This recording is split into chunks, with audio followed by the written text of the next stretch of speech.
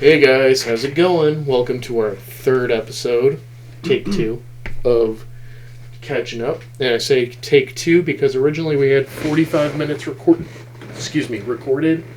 of us with Angie talking about Christmas stuff, and for some reason only 40 seconds got saved. So Nice. We're restarting, and we're actually starting a tradition this time where we'll be drinking different sodas each episode. There's this little place in the mall by our house that used to be a newsstand that's now a candy shop that sells all these exotic sodas.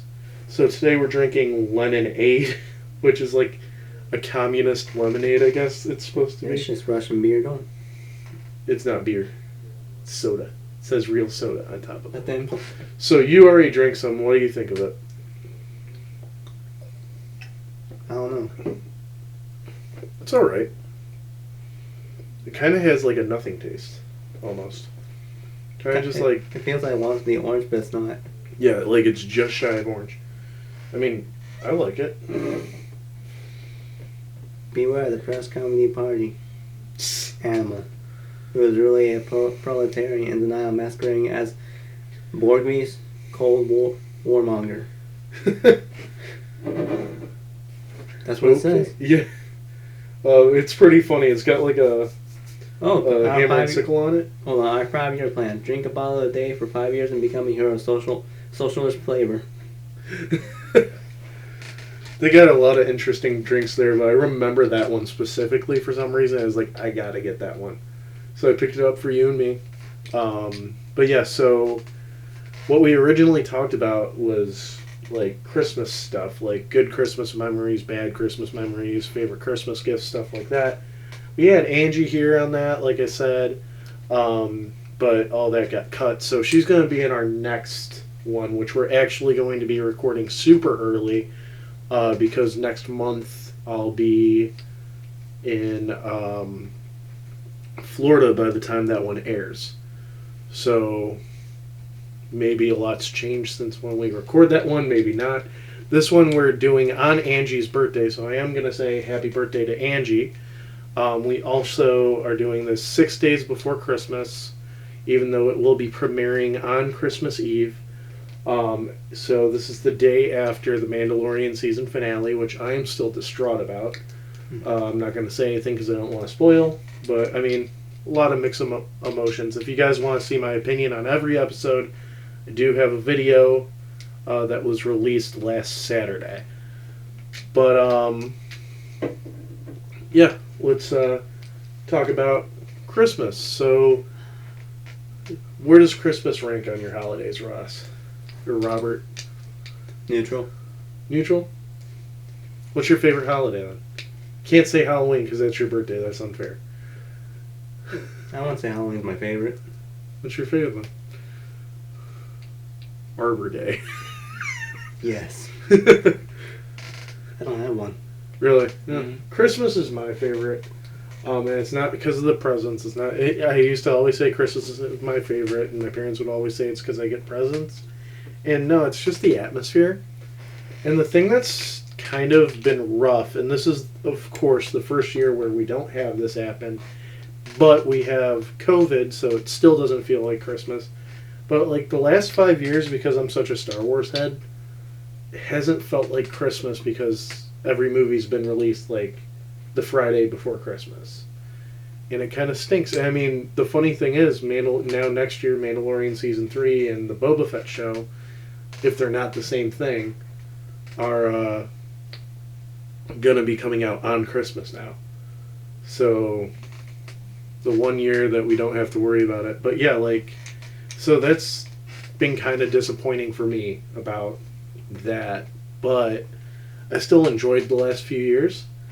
But like whenever I think of Christmas, I feel like I'm a kid again, and it's like early 2000s, late 90s, and just like bringing back memories. Like I love watching The Christmas Story. I used to watch it almost every day in December when I was a kid.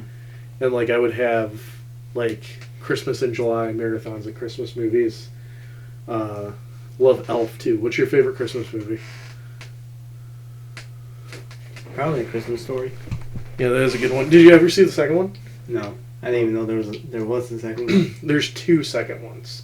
Well, it has to be either A Christmas Story or the first Home Alone. Yeah, the first Home Alone's good too. Also, I want to go back to my favorite holiday, Thanksgiving. Really? Why is Thanksgiving your favorite? That's actually one of my least favorites. It's one you get together with all the good family.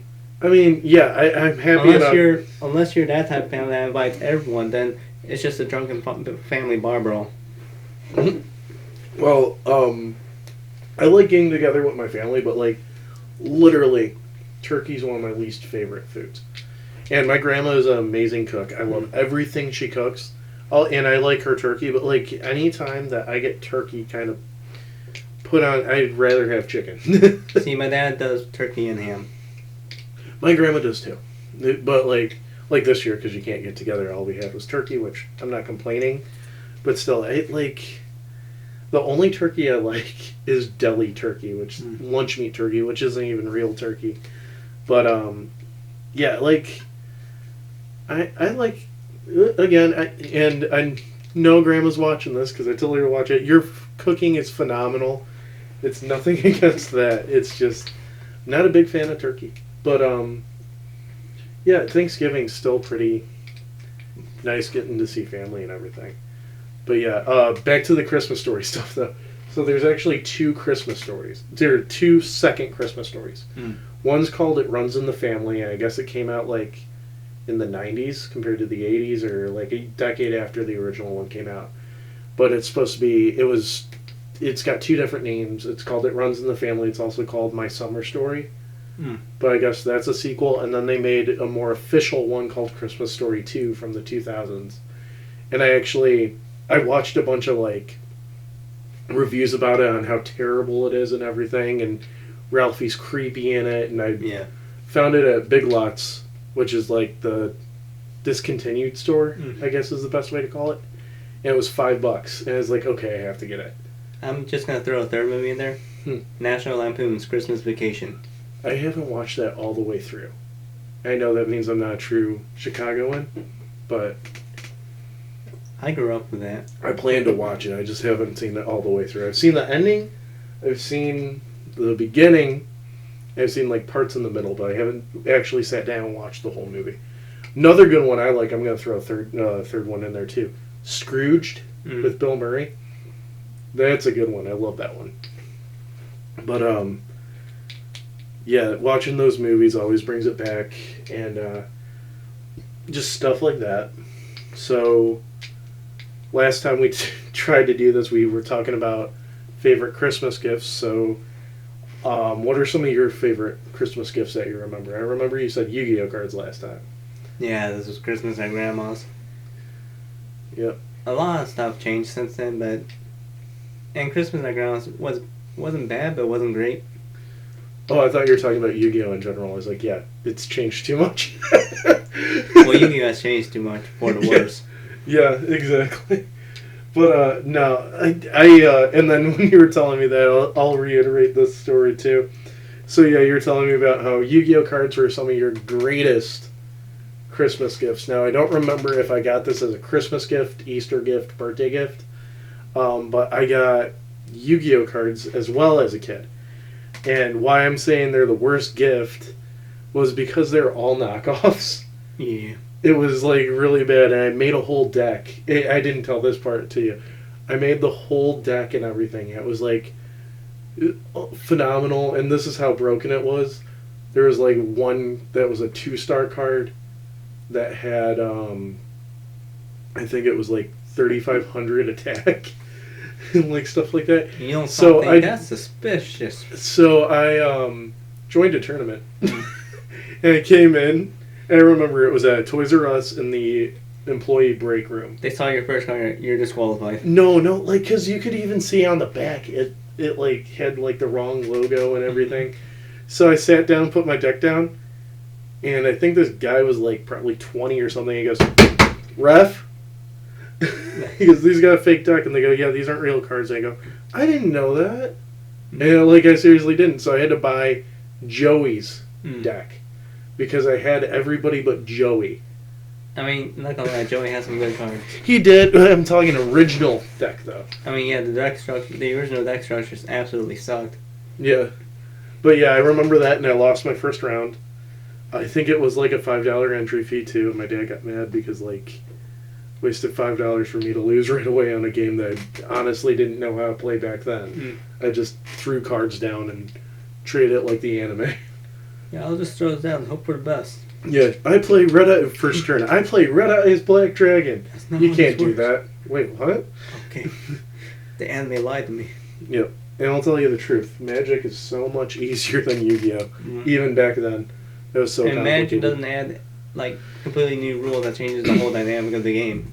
Yep. They just add new mechanics, and Yeah. the mechanics either apply throughout the series, or it just applies to that one set.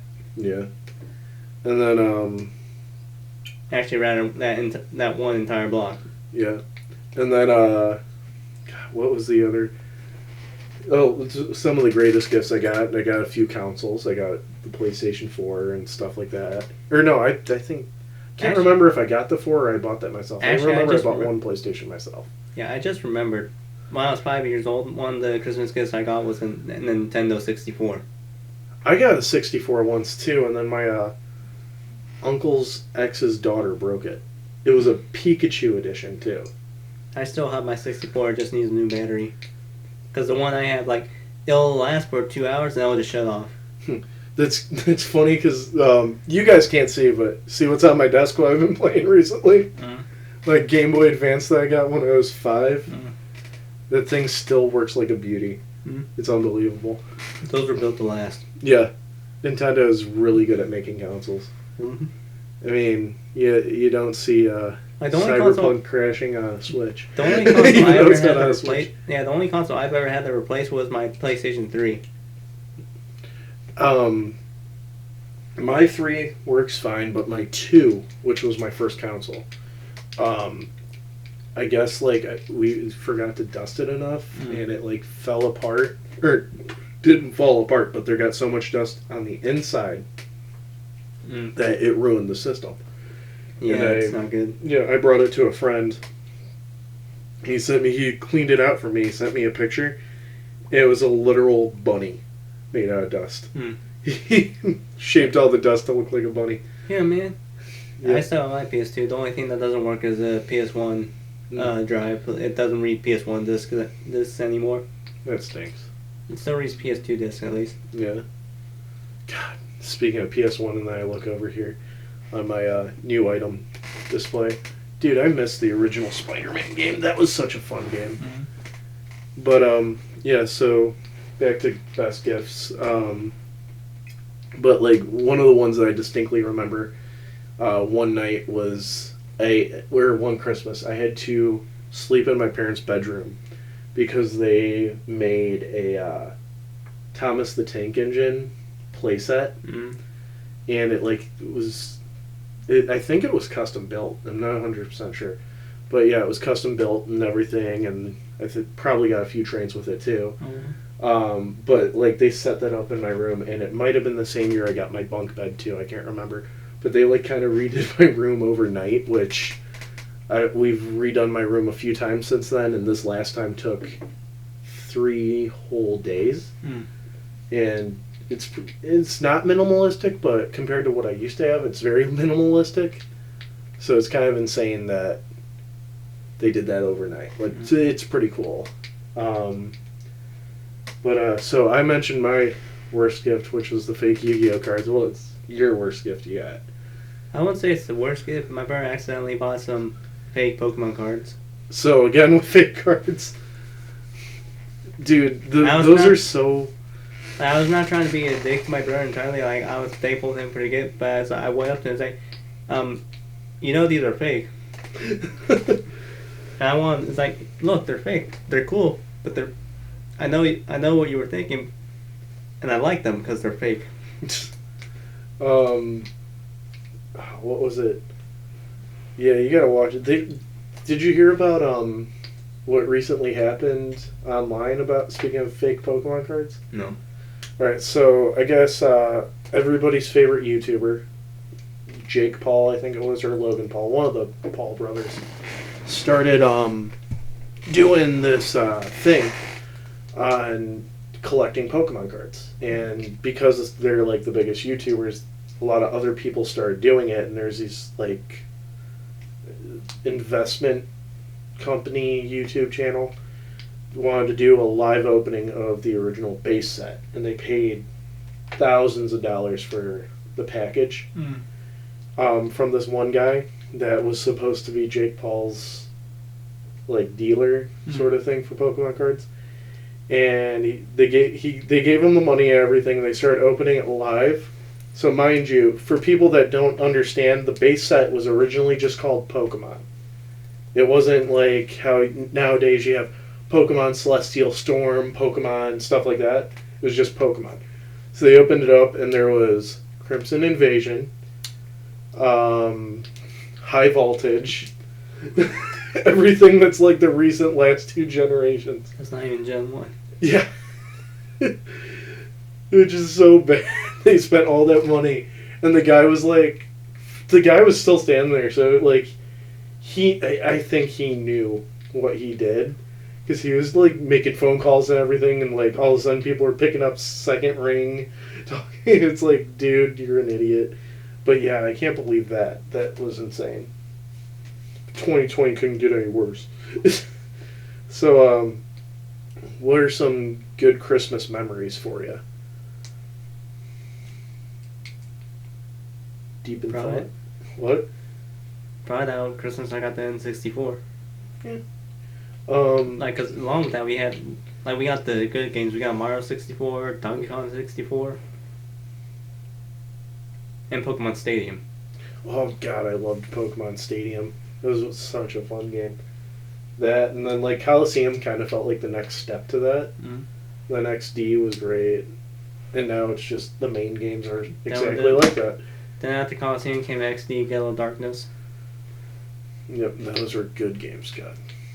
I want those Coliseum games to come back. Yep. So. Oh, that reminds me. New Pokemon Snap. Oh yeah, new Pokemon Snap looks good. I never really played the original, but I've watched gameplay of it. Feel like the new They haven't one's mentioned gonna be fun. anything since they announced it. I know, they're probably working out some bugs. I mean, if you can't fit every single Pokemon on a new game, or a new main series game, it's probably going to take forever to fit as many Pokemon as possible on a picture-taking game. I just really want a Gen 4 remake right now. They're apparently announcing something soon. Watch that be... I mean, it's about to be time because they got one more, like... 2022 is expected to be another Pokemon game because remember, they do release every 3 years. Oh, you mean a new generation? Either that, or they're doing a Gen 4 remake. So what I think... We're going to get into a Pokemon talk right now, just really quick, because here's my theory on that. We're going a little sidebar really quick. You must really like that drink. But, so Sword and Shield came out 2019. It brings me back to Flavor Town. I think we just hit, like, the 1 year anniversary, right? It had to be a month ago. Back in November. Yeah, so I think it was November 19th, actually. November 19th or November 18th. Mm-hmm. But, so the DLC from this year was considered the third game. So, like, how they had Ruby, Sapphire, Emerald. Mm-hmm. Crown Tundra and stuff were considered the third game. Yeah, because Emerald and stuff, like, they added new stuff that wasn't in the original releases. Yeah. So, this year should be a remake game. Now, I don't know if it's going to be Let's Go Johto, or if it's going to be Diamond and Pearl. It better be Diamond and Pearl, because I love those games. Because, like, I've heard theories about, like, how that would work with the current generation system, and I kind of like it. So, like, not to get rid of Mount Coronet, but they're changing Mount Coronet possibly into a wild area. Yeah, Sinnoh is a big region. Yep. Okay, there's a lot they can do with it. Especially the cave areas and the forests. Yeah. Well, for people who watch my YouTube channel, you know that Sinnoh is my least favorite. But I can feel... No. The reason why it's my least favorite is because that was during my cheating era. Yeah, I remember that. Yeah, so I would just constantly use action replay and stuff like that. And that ruined the experience for me. Because, like, replaying it, I was like, this was so much easier, and I have to keep reminding myself that it was easier because I was cheating. But, like, actually the funniest one was back when I was cheating, I had a shiny cheat that would make permanent shinies, but it would only work for Pokemon Pearl. So I restarted all the games I cheated on, played them straight, but one of my first encounters in my straight game for Pearl was a shiny Starly that I caught and named Houdini. Oh, okay. Yep. And I was so mad because I just caught a Starly before that, and so I was like, I can't use it on my Let's Play now, or on my playthrough now, because I'm already using Maul. I named all my characters after Star Wars characters in that one. The Maul Cop. Yeah. But, yeah, I just thought it was hilarious that the one game that I cheated to get shinies, I got a legitimate shiny on almost instantly. No, that is just what the game that got me back into Pokemon. I mean, I non-stopped played Pokemon. But, like, there was a time where I took a break, but that was between Gen 5 and 6. That's why I don't really care for Gen 5 that much, too.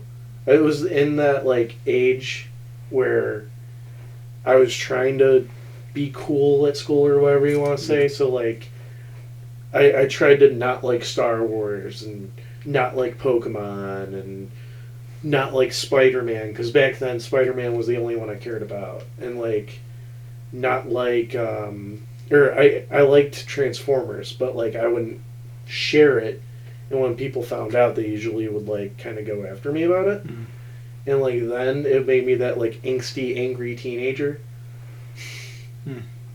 But like yeah, it took me forever to finally get back into all that, because it was like, I mean, I liked I would watch Clone Wars, but like when I got into college, I kind of felt like, okay, I can like this kind of stuff and not be judged. But like that, because of that, that's why Gen 4 and Gen 5 are like hard for me to like, because it was in that gray area. So like I'm all for a Gen 4 remake. I want to re-experience it as somebody that could share that they like Pokemon. Yeah. And that's why I want a Gen 5 remake too. See, I got back into Pokemon back in my sophomore year of high school when I just moved to... Yeah, I literally just moved into the state. Yeah. And at that point I was like, alright, I don't know. So that's why you remember me in my cheating years. Nah, I was not even living in this town. No, I think I'm still like using it like occasionally. No, you told me about that one. You told me a story about why you didn't like Gen 4. Yeah, and then I remember losing my DS. Oh, that was like the straw that broke the camel's back. I used it, or I had to go to the doctor with my mom. She had to go to the doctor for something. I was sitting in the waiting room playing the DS with the action replay in and everything. And I got like, okay, bringing it back to Christmas, I got decals for a Darth Vader decal for my DS for Christmas. And I put it on and everything. I'm sitting there playing, and they call me and my mom to the doctor's office, and I put the DS down, and I forgot that I put it down. And then we left, and then like a week later I wanted to play my DS and I couldn't find it. So then the Christmas after that, I got a refurbished DS that my ex stole. But now I got my 3DS and my Switch. My ex didn't steal it when I didn't have a DS to play. I still had the 3DS. And she asked to borrow it because she had a Zack and Cody game she wanted to play, and then a week after she broke up with me. And never gave it back. That's how it goes. So I didn't make the mistake this time. I bought Angie a 3DS. But yeah. So I know a lot of people do this going back to Christmas. Did you ever see a movie during Christmas? Like, go to the movie theater? No, I Because, like, haven't. apparently that's a big thing. And I've never experienced that. Because, like, I just think I think it's kind of sacrilege. I think on, like, holidays you shouldn't be going out and shopping or going to a movie or stuff like that. I think that's just wrong. You should be. It's the holidays meant to be spent with your family. Yeah, but the world still gotta keep functioning. Yep. But yeah, and like Christmas. I mean, to be fair, some people don't even have anyone to, like, some people would rather be at work because they don't have anything to do for holidays. Yeah, that's true, and that's really unfortunate. That's what we should do next year too. Is we should either a week before Thanksgiving or whatever. I want to have a Friendsgiving. We should get everybody together, just have a Friendsgiving. Mm. I've never done that before too, and I've heard about those, and they just sound so fun. But yeah. So there was a request that I recorded and butchered last time because I like to stutter. About reading a part from my book that I was writing. Somebody asked if I could read a scene. So I'm going to read a little bit and then... Sorry, I had to get up and grab my phone because it was all the way across the room. And it's going to take a minute to pull it up because I didn't know if we were going to have time for this, but we're about halfway through. And then we're going to cut the podcast actually for a minute because I have to run to the restroom really bad. This stuff's making me need to go to the bathroom. Get really? All right, continuing on. Here we go. And I am going to fill in your critique here just by explaining something really quick. So when we originally recorded this, I read a part, and you told me I needed to be more descriptive, which I am actually taking that and working on that with different scenes. But two, this scene is part of a plot twist, so I can't really explain fully why to you guys why it's not descriptive, but I will say it's purposely not descriptive. I mean, it's fine if you leave some stuff vague Yeah. for the time being. Agatha was one of the first people who settled in Aurora in 1837. She was born into a wealthy family that misused their workers and treated everyone else as if they were insects. At a young age of 18, during a disagreement with her parents, Agatha broke and murdered the both of them with poison. At the time, there was no way of telling it was poison. Either that or the officers didn't care much to notice, considering the family's attitude. But with her being their only child, she inherited the wealth as well as all of the other assets. If her workers thought her parents were cruel, however, they did not know what was in store with her. Over the next 10 years, workers would go missing, usually some that didn't have families to be missed, or, for her benefit, anybody that would report them missing. Whenever she would be asked, however, she would tell them that they went away on a trip or quit at their own accord. However, the truth was much more gruesome. In murdering her parents, Agatha had grown a taste for blood. But quick and easy kills, like her parents, were so boring. Workers that went missing, Agatha would abduct and torture for days to weeks on end. Then she would kill them once they became boring.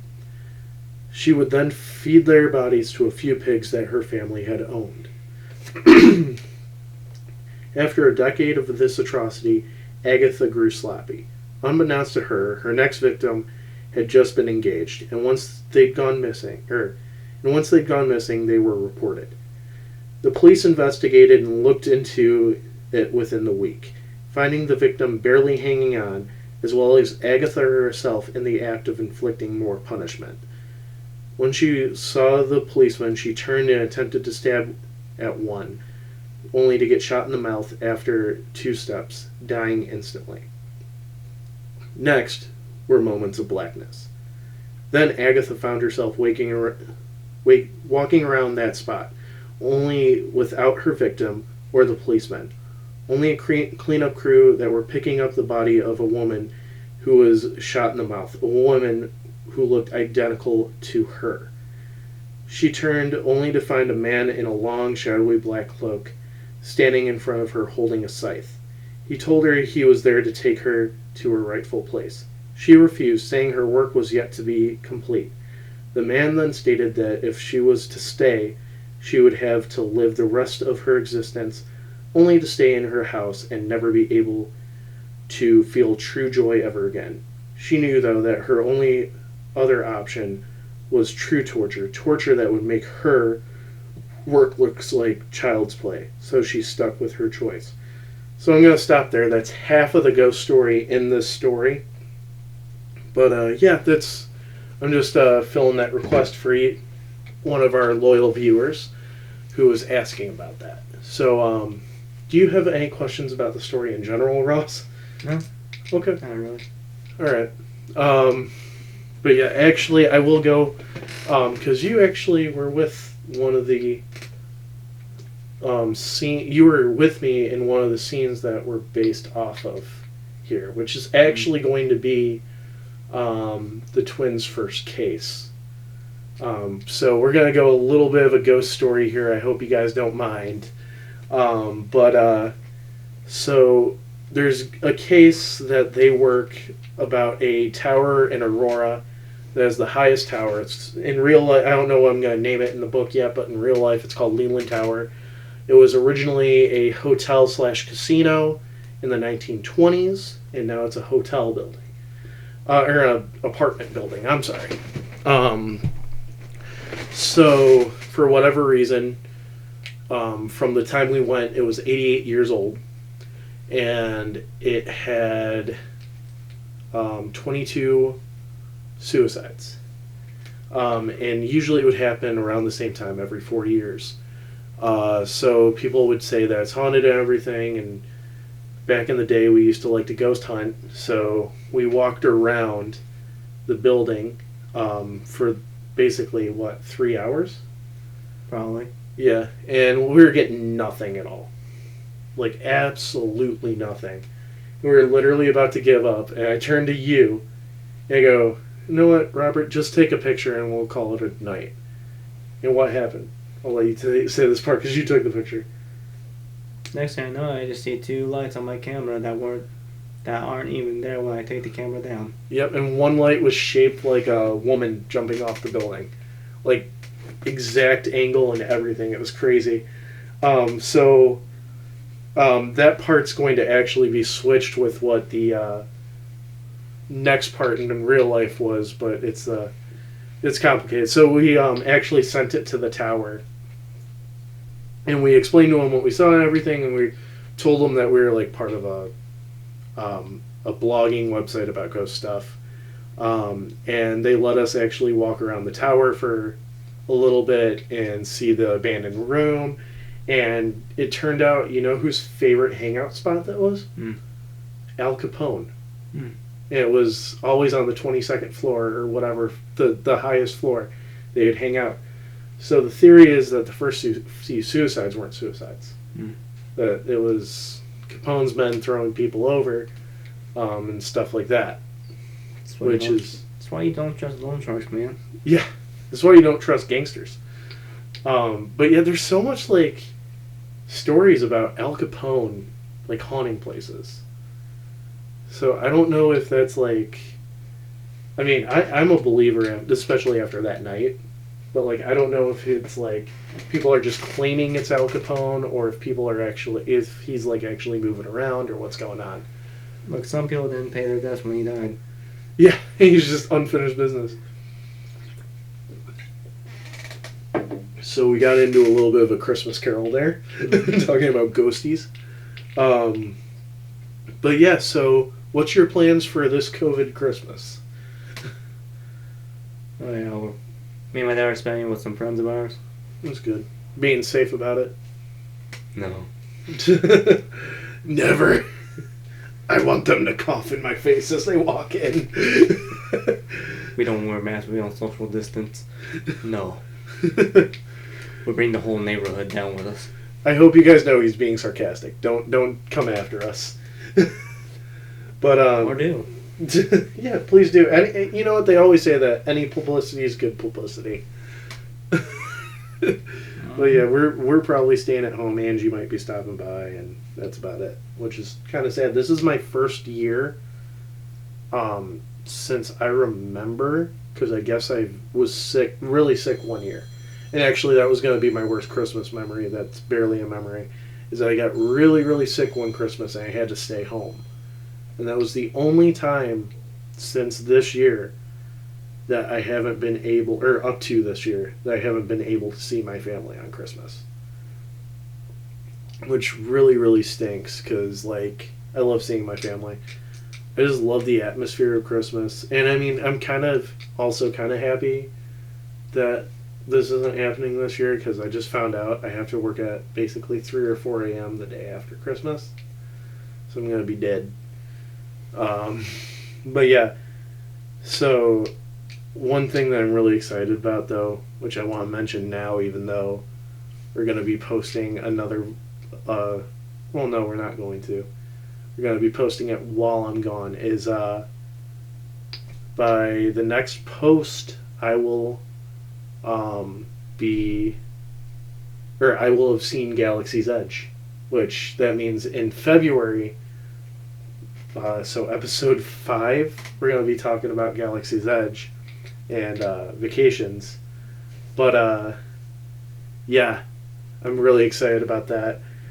And we'll talk about, like, my expectations in the next episode and everything.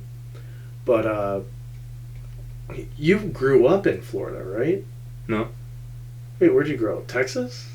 I moved all around. My dad was... But you lived in Florida for a bit, right? No, my mom does. Oh, your mom lives in Florida, but you obviously visited then, right? Yeah, the first time I visited Florida, I was like 10 years old, and we were visiting my aunt. So tell me, what's Florida like? I'd say spring is the best time of year to go. What about winter? Because we're going in January. It depends on how the weather holds up. Like, if it's just raining all the time, then no, it's going to be absolute crap. Yeah. Summer is just way too hot. I feel like summer's would be way too hot down there. And the amusement parks like Orlando or like Universal Studios, they're just way too overcrowded during the summer. I just found out we're probably going to Universal too. Yeah, I think like winter and summer is when those parks just get unnecessarily overcrowded. Yeah. Spring though, like all the spring breakers are at the beach, so it's like they're almost never at the amusement parks. So it's not empty, but it's not crowded either. It's like right. Yeah. There's basically almost no lines. Yeah. I'm excited for going to the parks anyways. We'll talk about what my goals for going down there will be next month, which actually at the time of posting that I will literally be in Florida. So hopefully I'll be fulfilling them while it loads. But yeah. So this is our last vlog for podcast for 2020. So, what are your expectations for 2021? None. Yeah, you gotta just set like the this bar. year. None. Yeah, you gotta set the bar low, especially after this year. After I set my expectations this year and they got canceled, none. Yeah, I'm gonna be posting a video next week, I think, probably on either the 1st or the 31st, just talking about what my goals are for that year. So I don't want to get into it this much this year, but I did get to reach one of my goals that I set at the beginning of this year, and I definitely failed another one. I wanted to make that shiny team, and I was able to make that shiny team, but I wanted to lose weight, and I think I actually gained weight just because of how this year was, which was unfortunate, but hey, it is what it is. I at least gained weight. Yeah, and I know you're trying to, which I'm proud of you for that. Like I went up from 120 to 125. Yep. Yeah. So I think we're wrapping it up here. We're at 40 minutes. We try to do 40 to 45 minutes. So thank you guys for watching. Thank you guys for listening. Make sure you like, comment, subscribe, share the video, tell everybody about us, because we do want to try to reach 50 subscribers by the end of the year. We're currently at 40. There's just 10 more to go. So if you know somebody that likes nerd stuff or likes podcasts like this, I make videos for everybody, so just make sure you subscribe. Thank you guys very much. Have a beautiful rest of the year. Have a Merry Christmas. Have a Happy Hanukkah, Happy Kwanzaa, Happy Life Day. Okay. Anything else you want to say, Ross? No. All right. That's all. Yep. Folks. All right. Love you guys. Bye.